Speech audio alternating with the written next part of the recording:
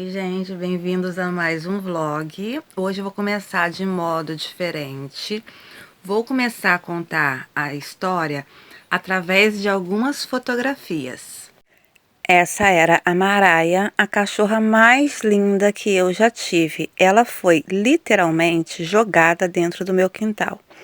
Eu trabalhava fora, então num belo dia, aliás, era uma noite, eu cheguei em casa, abri o portão e vi uma bolinha clara de pelo no chão. Eu achei que era uma outra cachorra minha, mas eu lembrei que essa outra cachorra minha estava dentro de casa, trancada dentro de casa, enquanto eu estava trabalhando, então não podia ser ela ali.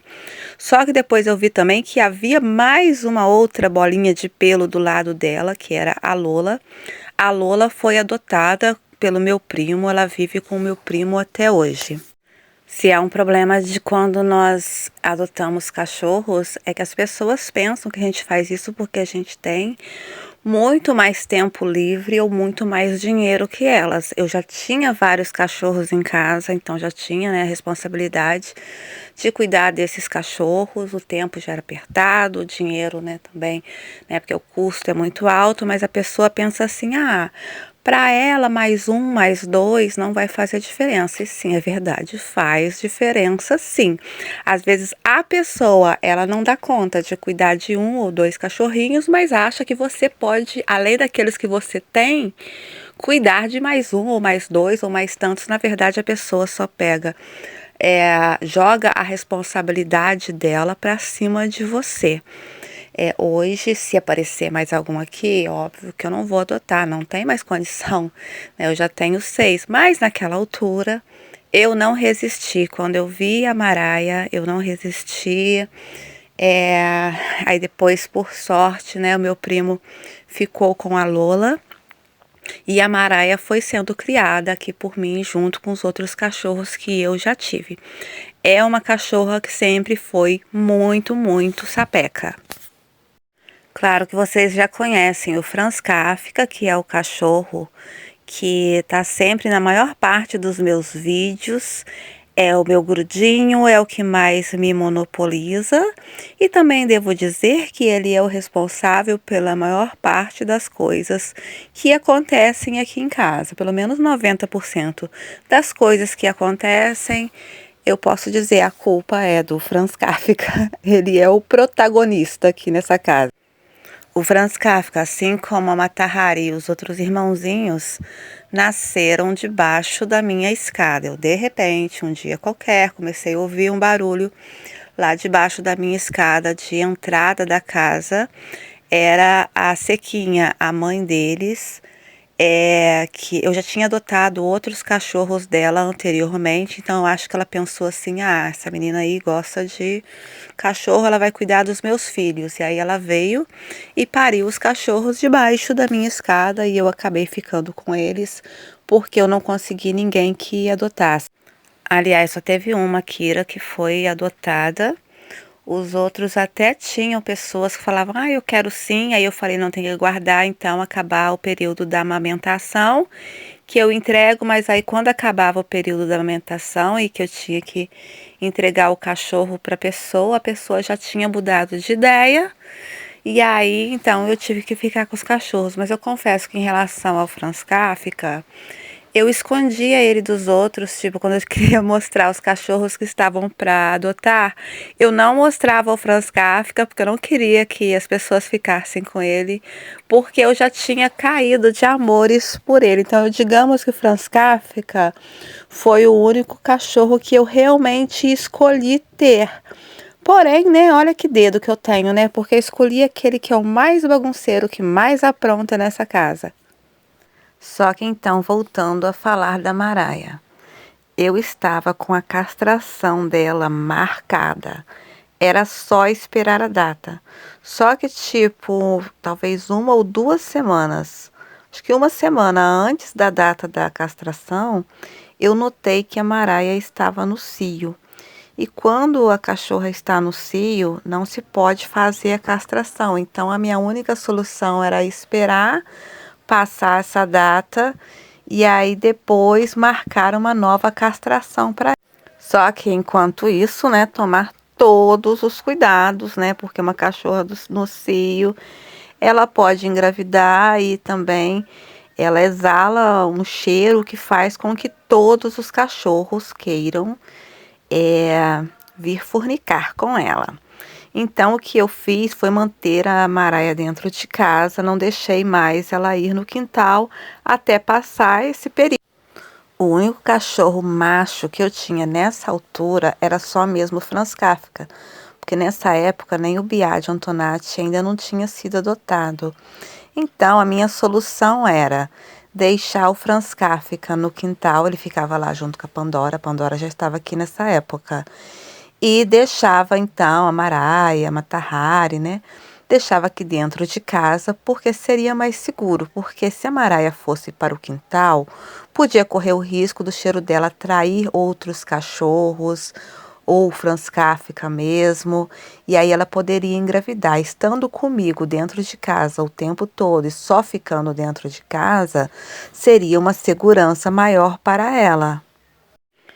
Então um dia eu tive que sair, deixei ela trancada dentro de casa, trancada mesmo a chave, e deixei o Franz Kafka lá fora e saí muito tranquilamente. Só que aí, quando eu cheguei em casa, já de noite, olha o susto. O meu cachorro tinha comido a porta e não apenas a porta. Eu cheguei, dei de cara com essa porta comida, abri a porta e ele estava debaixo da mesa, comendo a minha cachorra. Perceba que não foi um buraco tão pequeno que ele fez, porque cabia a cabeça dele inteira nesse buraco, né? E onde passa a cabeça, passa o resto do corpo também. Ele parece que tentou destruir a porta de outra maneira, mas depois a inteligência dele viu que se ele comesse a parte de baixo da porta, ele conseguiria passar e pegar a Maraia. Note que até a Pandora, que é uma cachorra que é maior que ele, conseguia colocar a cabeça no buraco que ele fez nessa porta. E aí o que aconteceu depois disso já era o esperado, né? Comecei a ver os peitinhos da Maraia um pouco maiores, e aí eu sabia, ela estava grávida. E foi assim que, sem nunca ter esperado, sem ter calculado que isso poderia me acontecer, eu me tornei avó. Nasceu só o Tolstói de menino, e de meninas nasceu a Marilyn, a Whitney, a Carrie e a Elodie Cristal. Só que eles nasceram muito fraquinhos e foram morrendo logo no período ainda da amamentação. Sobreviveram a Marilyn e o Tolstói, que estão comigo até hoje, mas eles, inclusive, eu nem achava que iriam sobreviver. Mas foi assim que, de repente, a nossa família cresceu.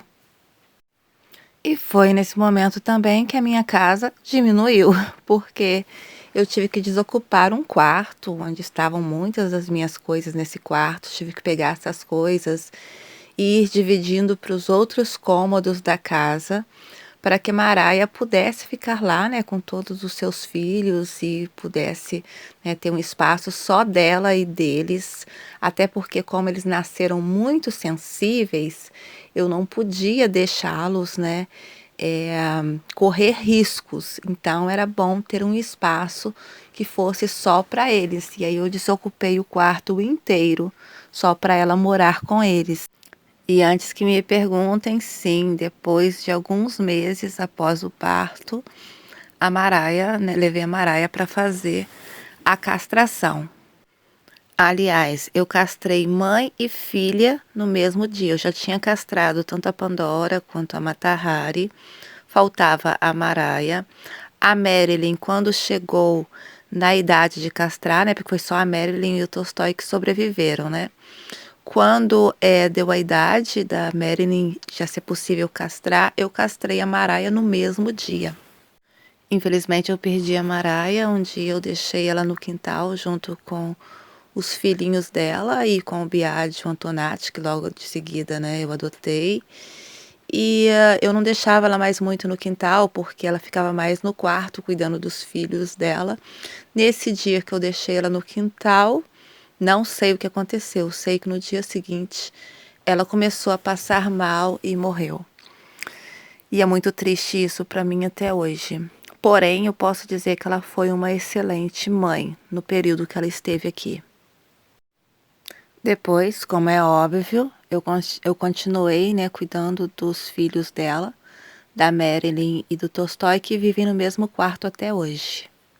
Você deve me perguntar, Balzac, e a porta, o que foi feito da porta? Bem, tive que comprar outra, né? Aliás, veio um fim de semana, eu tive que colocar, tipo, uma tábua, assim, na frente do buraco da porta, provisoriamente, porque eu tive que esperar até chegar o dia em que uma loja estivesse aberta para eu comprar uma nova porta para a entrada de casa, porque o pior é isso, não é a porta qualquer, essa era a porta de entrada de casa. E ela estava muito destruída, já não dava mais para aproveitar, porque ele também tinha unhado muito a porta em outras partes da porta.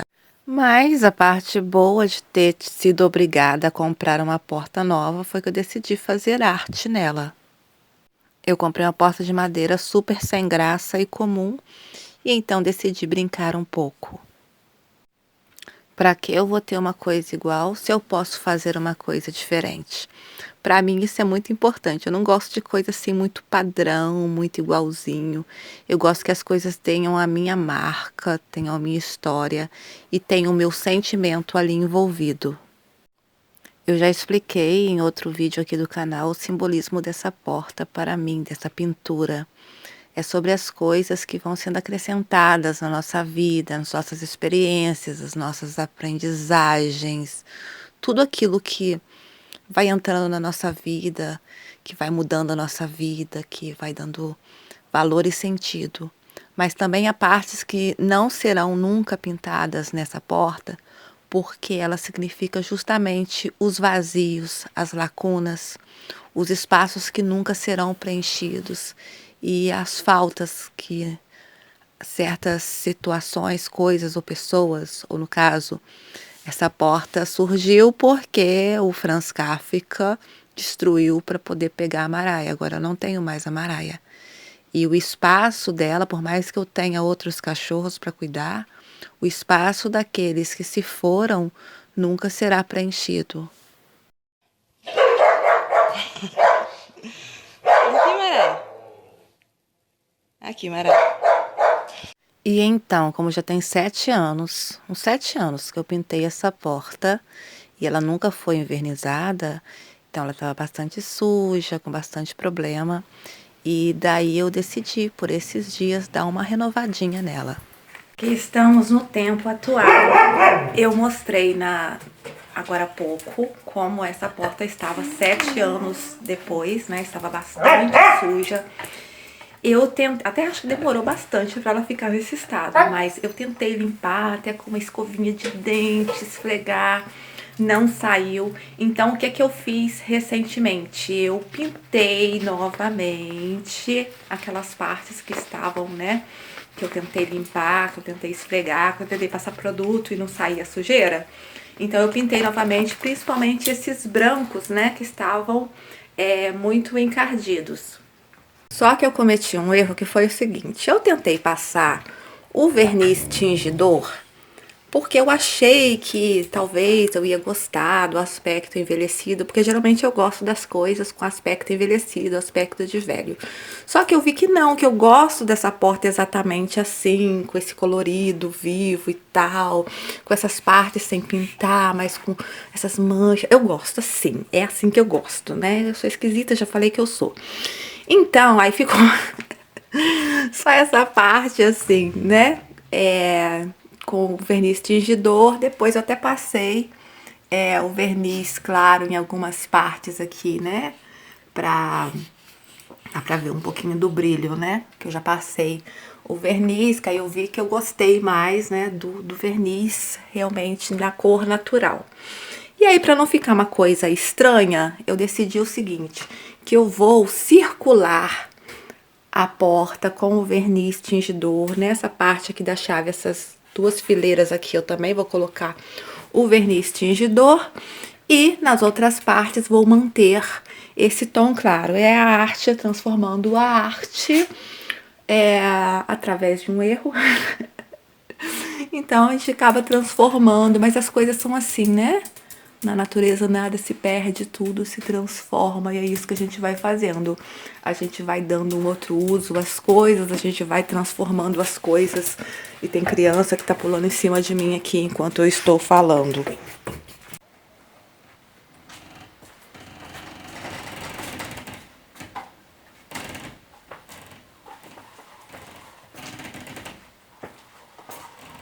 Agora eu vou pintar, vernizar primeiro essas laterais aqui.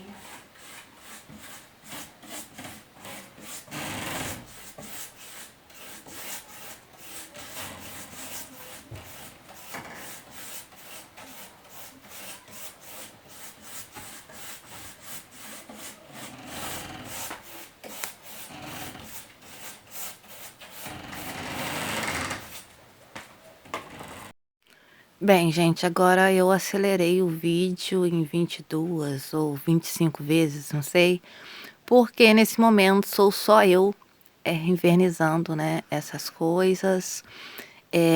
Primeiro invernizei a parte da guarnição, tô usando o verniz marítimo, primeiro invernizando, né, as partes que eu quero que fiquem mais claras. Pronto, a parte do verniz marítimo já está, só falta depois agora. Vou esperar secar um pouquinho, vou almoçar, né?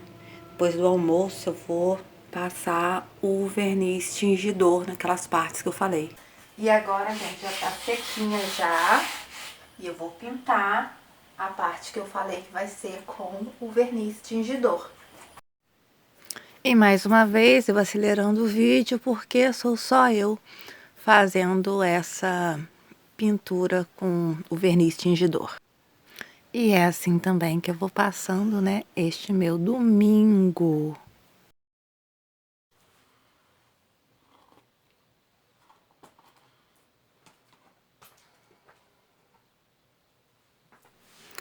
Paredes, tetos e pisos são das últimas coisas que eu vou mudar nessa casa. Eu já expliquei que eu estou fazendo agora aquilo que é possível, aquilo que eu posso fazer neste exato momento. Então, gente, prontinho. Agora é só deixar secar. Eu achei que ficou um resultado bem interessante, né? Que a gente vê apenas uns tons levemente mais escuros, né? Nas bordas e nessa área aqui da chave. E o resto continua ela original, com aquelas cores bem coloridas, do jeito que eu gosto. Então, gente, mais uma missão cumprida. Então, agora eu posso me dedicar a outras coisas. E é isso. Minha portinha está protegida. E a gente se encontra, então, no próximo vlog.